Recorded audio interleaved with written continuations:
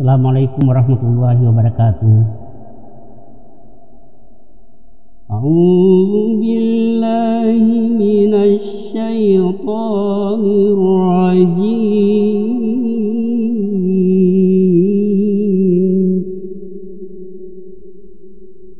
Wa tilkal amsalu nadribuha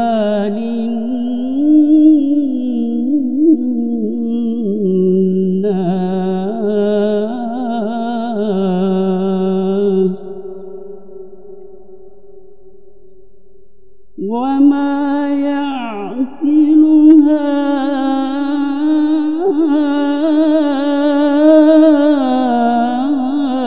إلا العالمون.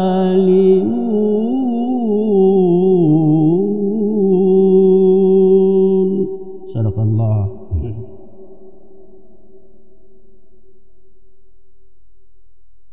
Kaum muslimin dan muslimat rahimahullahu dimanapun berada, alhamdulillah dalam pertemuan kita kali ini kita mencoba membahas satu hal yang sangat penting, menyangkut kaifiat ibadah teristimewa ibadah sholat. Ketika Rasulullah SAW menyampaikan statement mengatakan bahwa Sallu kama ra'aitumuni usalli, salatlah kamu sebagaimana engkau melihat aku salat. Maka intinya adalah menunjukkan sebuah formalitas yang harus dicontoh terhadap perbuatan Rasulullah sallallahu alaihi wasallam ketika beliau sedang salat, dalam pengertian bahwa bukan bacaan yang dimaksud di sini, tetapi gerakan dalam sholat. Ikhwanul muslimin, apabila Nabi Shallallahu Alaihi Wasallam mengajarkan gerakan sholat, maka sering menggunakan banyak metode, banyak cara. Yang pernah berdiri di atas mimbar, kemudian memperlihatkan secara langsung kepada seluruh jamaah gerakan sholat. Pernah menegur sahabat di tengah-tengah orang banyak, maksudnya supaya merupakan pembelajaran kepada orang lain. Terkadang pula mengambil perumpamaan kepada sifat-sifat binatang. Nah, inilah yang ingin saya sampaikan dalam pertemuan ini melalui channel Hijaz Studio. Ya.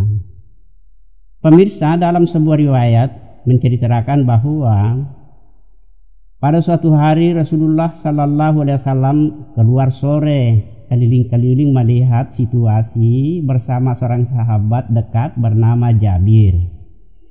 Jadi kendaraan yang ditunggangi waktu itu sederhana, adalah himar.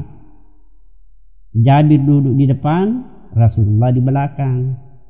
Nah, di dalam perjalanan itu tiba-tiba Nabi memberitahukan satu nasihat. Dia membisikkan di telinga Jabir.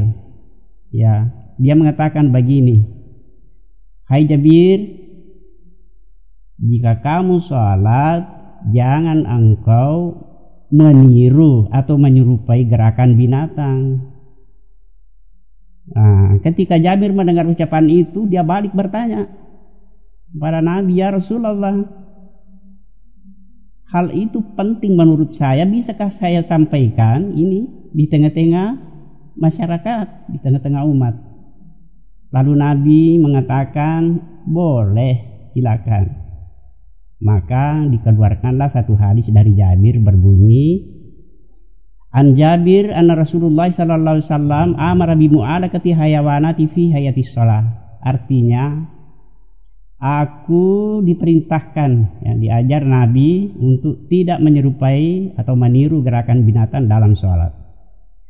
Di dalam hadis-hadis yang berkaitan ini bahwa ada 6 jenis binatang yang disebutkan, dan saya menukil satu persatu berdasarkan pengertian para ulama, ya. Yang pertama, La yabruku kama yabruku ba'ir, jangan menderu, ya, jadi menderu seperti derunya unta. Maksudnya ketika ia berdiri dalam salat lalu turun sujud, di situ ada gerakan menyerupai unta. Demikian pula jika ia bangkit dari sujudnya, di situ juga ada gerakan menyerupai unta. Nah, untuk lebih memahami, tentu lebih baik kita kembali melihat keterangan dari sahabat. Nah, jadi dia bercerita begini, Nabi pernah melihat kami sedang sholat. Ketika itu, ya, kunna yadaul yada ini qabla rukbataini. Kami turun sujud mendahulukan tangan baru meletakkan lutut. Pak amarana, kemudian kami ditegur, ya, dikatakan Pak amarana annada rukbataihi qabla yadaihi. Kamu katanya kalau sujud mendahulukan lutut baru kedua tangan. Nah, kemudian dijelaskan bukan hanya waktu turun sujud, tetapi juga termasuk ketika bangkit. Ini juga dilengkapi hadisnya ini dari Wa'il bin Hujr mengatakan, idza sajada wada'a rukbataini qabla yadaini, ya, jika ia sujud ia meletakkan lutut sebelum meletakkan tangan. Wa idza nahada rafa'a yadayhi qabla rukbataihi, kemudian jika ia bangkit ia mengangkat tangan sebelum mengangkat lutut. Hadis ini diriwayatkan oleh At-Tirmizi. Saudara-saudara dimanapun Anda berada, kita masuk, ya. Itu tadi yang pertama. Sekarang kita yang kedua. Wa iftaras kama iftarasi subu'i. Jangan duduk sebagaimana duduknya hewan buas. Ya, jadi banyak hewan yang dimaksud di sini. Maksudnya dilarang meluruskan kaki ke belakang ketika duduk dalam sholat. Hal ini bersesuaian dengan keterangan hadis yang memerintahkan agar ketika duduk, ya, menghadapkan jari kaki ke kiblat. Kenapa? Di sini hadis yang dikatakan wastaqbala bi atrafi as-sabi'i rijlaihil qiblati. Ya, artinya ujung kaki itu diusahakan itu hakikatnya ingin menghadap ke kiblat, ya. Karena ada hadis mengatakan bahwa itu anggota badan kita di hari kemudian itu semua berbicara. Jadi dia mau menjadi saksi, ya, gitu. Kemudian berikutnya, wa yabsutu kama imbisatil kalbi.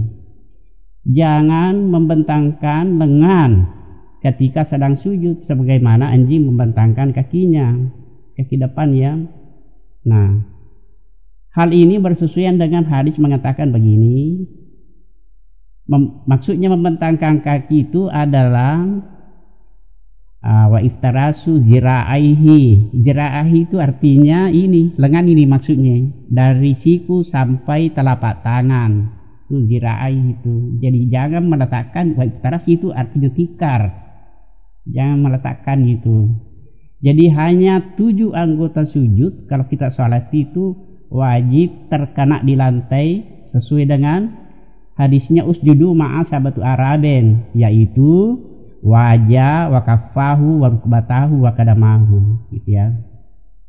Kemudian berikutnya wa nufatil patul sa'labi, jangan melirik-lirik seperti beruang. Maksudnya jangan mengarahkan pandangan kemana-mana ketika sholat. Di zaman Nabi Sallallahu Alaihi Wasallam, ya, terjadi 2 kali itu perintah mengarahkan posisi dan pandangan, ya. Yaitu dulu orang kalau salat itu menghadap ke atas. Akhirnya datang perintah segera semua menundukkan kepala. Di situ dikatakan fata'ta ra'sahu, menundukkan kepala. Kemudian pernah juga dari Masjidil Aqsa selama 16 bulan Nabi menghadap ke Masjidil Aqsa, kemudian datang perintah dibawa oleh Jibril, ya, walli wajhaka syatral Masjidil Haram, ya. Maka ketika itu sementara orang sholat terus berbalik ke tanah haram, ke Makkah waktu itu. Jadi yang terbaik itu, ya, kalau masalah pandangan ini, pertama menumpukan pandangan ke depan jika tidak ada gangguan tulisan atau gambar-gambar. Yang kedua, menundukkan pandangan ke tempat sujud. Itu pun juga kalau tidak ada pandangan, kalau ada gangguan ya boleh menutup mata, tapi tidak ada tuntunannya. Makanya kalau tidak ada gangguan, buka kembali itu mata gitu ya. Kemudian berikutnya wadunakiru kana kiril gurabe, jangan mematuk seperti burung gagak. Artinya kita dilarang bergerak terlalu cepat dalam sholat. Ya. Nah, pertanyaan yang muncul ialah di mana ukuran itu dijadikan dasar cepat atau lambat? Ini menjadi pertanyaan ini. Nah, saya bisa menjawab secara ringkas, yaitu yang dimaksud di sini adalah jangan melampaui bacaan yang dibaca secara tartil dalam setiap gerakan. Jadi ukurannya sudah ada, ya. Ya, yang kedua ada sebuah hadis yang bersesuaian dengan ini mengatakan ini bahaya ini. Hadis ini kalau ditakdirkan sahih, banyak orang yang rusak sholatnya. Dikatakan begini, la sholata, tidak diterima sholat liman lam yukim sulbahu fir ruku'i wasujudi. Jadi tidak diterima sholat apabila tidak tenang baik di waktu ruku maupun di waktu sujud. Ya. Kemudian yang terakhir, warafa ayadahu kal ijnabu hairus samsi. Dilarang ya mengangkat tangan seperti kelinci mendorong matahari. Seperti kaki depannya kelinci. Maksudnya begini, ketika mengangkat tangan takbir tidak perlu melewati di atas kepala, cukuplah sejajar dengan telinga atau sejajar bahu, ya. Itu lebih aman, lebih selamat berdasarkan hadis Malik bin Huwairis mengatakan bahwa wa rafa'a yadayhi hatta yuhadya bihima uzunaihi. Jadi tangan harus lurus dengan telinga. Di lain hadis mengatakan wa rafa'a yadayhi haswa mankibaihi, berbatulan dengan bahu. Jadi kedua ini, kalau ini yang kita pakai, insyaallah tidak ada lagi sorotan-sorotan dari yang lain, gitu ya. Nah, kesimpulan pertama, apa yang saya bahas dalam bab ini semoga dapat dipahami dengan baik, ya. Lalu diupayakan diikutilah sedikit demi sedikit sesuai kemampuan, ya, tidak perlu dipaksa-paksakan. Karena semua perintah ibadah itu cocok dengan fitrah manusia. Manusia itu seperti kata Nabi, iza amartukum bi amrin fa'tu minhu mastata'tum. Kalau kamu diperintahkan dalam suatu pekerjaan atau ibadah, maka kerjakanlah sesuai dengan kemampuan. Dan ingat para pemirsa bahwa tidak ada yang membedakan antara laki-laki dengan perempuan gerakan yang saya bahas tadi, ya. Ingat itu. Jadi terima kasih, alhamdulillah telah selesai dengan ringkas. Mudah-mudahan Allah Subhanahu wa taala tetap melindungi kita semua supaya kita selamat di dunia wal akhirat. Jazakallahu khairan katsiran. Nasrullahi wa fathihi wa basyiril mu'minin. Assalamualaikum warahmatullahi wabarakatuh.